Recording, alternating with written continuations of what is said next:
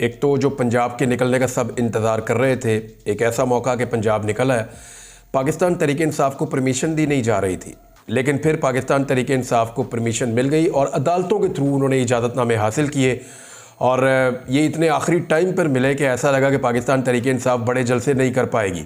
लेकिन फिर लोगों ने जो मनादिर देखे कसूर में, जो मनादिर देखे लाहौर में, जो मनादिर देखे बाकी जगहों पे पंजाब में, डेरा गाजी खान में, उन तमाम मनादिर ने यह बताया कि आज भी पाकिस्तान तहरीक इंसाफ का तोती बोलता है और इमरान खान जिस वक्त चाहे पूरे पंजाब को बाहर निकाल सकते हैं। देखिए, जो मोमेंटम पंजाब से बनना था उसका कोई मैच नहीं है।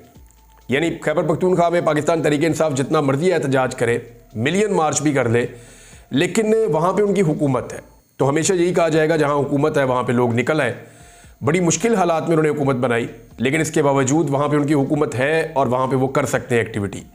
पंजाब के अंदर उनका सबसे बड़ा टेस्ट है, लेकिन फिर जिस तरह की रैलीज, जिस तरह के जलसे, जिस तरह के जुलूस हुए, यानी पंजाब ने एक मरतबा फिर इमरान खान के हक में फैसला सुनाया। अब धांधली का पूरा मनसूबा बनाया गया है और इसमें जो मुबैना तौर पर चीज़ें सामने आई वो एक तो ये है कि जितना भी पोलिंग स्टाफ है, जो सरकारी स्टाफ है, जिनके साथ टीचर्स होते हैं, प्रिजाइडिंग ऑफिसर्स और पोलिंग का दीगर अमला, आरओज वगैरह, डीआरओज वगैरह, उनको कंट्रोल किया गया है। और कुछ फॉर्म 45 जो है वो पहले से दस्तखत करवाकर हासिल कर लिए गए हैं, बस उनको फिल करना है और उन फॉर्म 45 के मुताबिक फॉर्म 47 का रिजल्ट तैयार करना है। एक्चुअली ये करना है और कुछ नहीं करना। अब इस धांधली से बचा कैसे जा सकता है उस पर बात करेंगे, लेकिन जो मनाजिर हमने देखे वो तो ये बता रहे हैं कि वोट तो उसी तरह पड़ेगा जैसे 8 फरवरी को इमरान खान साहब को पड़ा था। और देखें, मेरी वोटर से एक गुजारिश है, वोट आप किसी को भी डालें, लेकिन वोट डालें जरूर। इस वक्त पाकिस्तान के अंदर जो माफिया है, जो बहुत ताकतवर माफिया है, जो रवायती सियासी जमातों के अंदर भी है और वो रवायती सियासी जमातों के सहूलतकार के तौर के ऊपर भी है, वो माफिया ये चाहता है कि पाकिस्तानी अवाम एतमाद ख़त्म कर दे इस इलेक्टोरल सिस्टम के अंदर। यानी पाकिस्तानी लोग जो है वोट डालना बंद कर दें और हमारा जो दिल करे जिसको चाहे उसको हम जिता दें। ये सिर्फ उसी सूरत में हो सकता है और धांधलियां उसी सूरत में कामयाब होती हैं जब बहुत कम लोग निकल कर वोट डालते हैं। यानी एक हल्के के अंदर जो है वो अगर मिसाल के तौर पे 100 लोग हैं, उनमें से 20 या 25 लोगों ने वोट डाला है, तो वहाँ पे धांधली करना, उसको मैनेज करना बहुत आसान होता है। लेकिन जहाँ पे 50-60 लोग निकल के वोट डाल दें 100 में से, वहाँ पे धांधली करना बहुत मुश्किल हो जाता है। अब फार्मूला वो कौन सा है जिस फार्मूले के तहत इस इलेक्शन को माफिया के हाथों से छीना जा सकता है, वो फार्मूला मैं आपको अभी बता देता हूं और बड़ा आसान फार्मूला है। लेकिन पहले आप ये ध्यान में रखें कि वोट आपने जरूर डालना है निकलकर। ये निजाम आपको मायूस करना चाहता है, आपको शिकस्त देना चाहता है कि आप हार मान जाएं, चाहता है कि आप हाथ पर हाथ रख कर बैठ जाएं।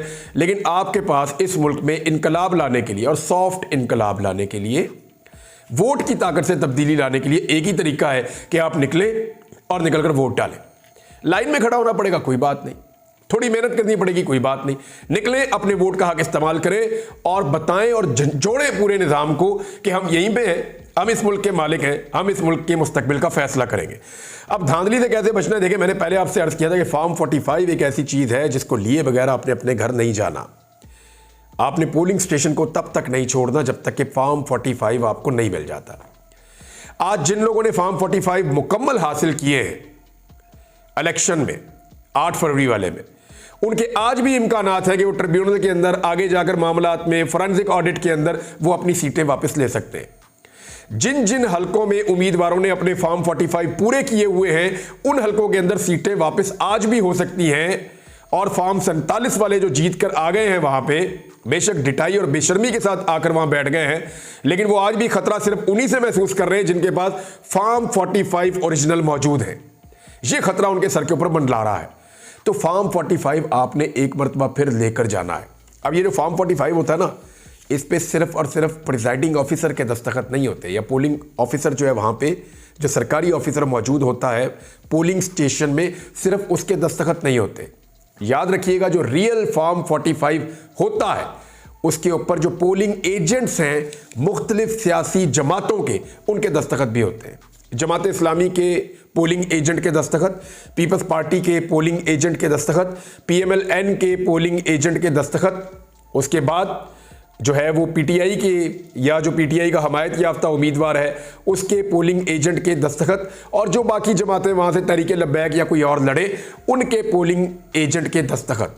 तो जितने पोलिंग एजेंट एक पोलिंग स्टेशन में बैठेंगे उन सब के दस्तखत होंगे तो एक ओरिजिनल फॉर्म 45 बनता है।